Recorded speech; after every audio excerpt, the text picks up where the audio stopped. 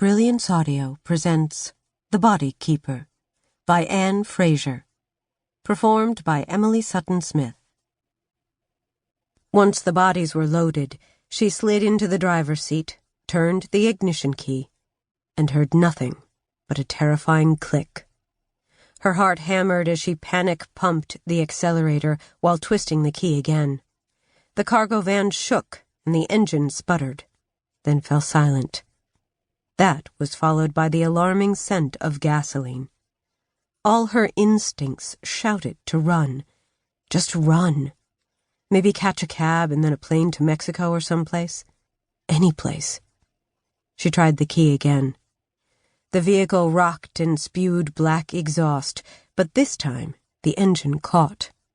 Without waiting for it to settle into a steady idle, she put it in gear and shot forward. She took a side street. No interstate for her. Last thing she needed was to break down on a busy highway. She ended up winding through the Stevens Square neighborhood of Minneapolis, somehow ending up on Franklin Avenue.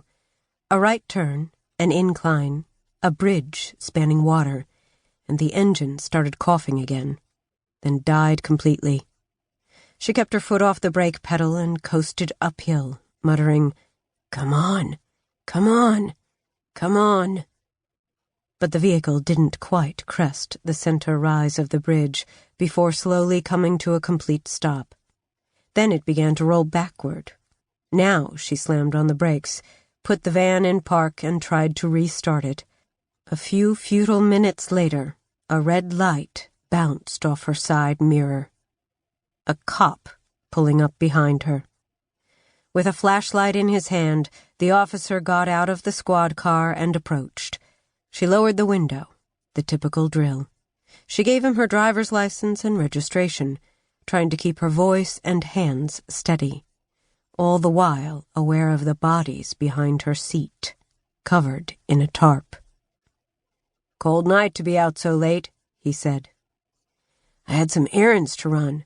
A friend's in the hospital and I'm watching her dogs." She'd always been good at bullshitting, but this kind of thing had been easier when she was young and attractive. She could get out of any predicament back then. He took her license to his squad car, then returned a couple of minutes later, passing it through the window. "Do you have someone coming to help you?" "I called a tow truck." "Would you like to wait in my car until he comes? It's below zero right now. I don't want you ending up in the hospital, too." "No, that's fine. They said 10 minutes, max." "I'll be back in 10 or 15 to check on you. Don't try to walk anywhere. Always best to stay with your vehicle." Once he was gone, she jumped out of the van and scanned the area. She was in one of those neighborhoods that existed deep in the city, oddly secluded, except she could hear Interstate 94. The houses were close, but not too close, and there were a lot of big evergreen trees.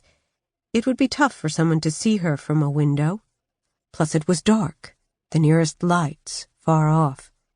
She'd read that vandals had been shooting out streetlights, but Minneapolis was also a dark sky-compliant city. Scared shitless about the cops' promise to return, she hurried to the back of the van and dragged out one of the bodies, pulling it across ice and snow. Her heart was pumping so much adrenaline she probably could have lifted a truck over her head. No need. The edge of the bridge was low. With what felt like very little effort and superhuman strength, she balanced the stiff body on the concrete ledge and raised the feet, like raising one end of a teeter-totter. It practically did the rest on its own, vanishing over the side into the blackness. But instead of the splash she expected, she heard a dull thud. She looked over and barely made out the dark shape lying on top of the ice. Committed now. Nothing else she could do. No way to get the body back. She returned to the van for the rest, disposing of them one after the other. Third time really was the charm, because the ice cracked and the dark shapes disappeared. By the time she tossed the fourth body over, she heard the splash she'd been waiting for. Finished, she closed the van doors, climbed into the driver's seat, and called for roadside assistance. True to his word, the cop swung past again. He seemed about to get out of his vehicle when the emergency lights of the tow truck appeared from around a curve in the road. The cop lowered his window, waved, shouted for her to have a nice night, and pulled away.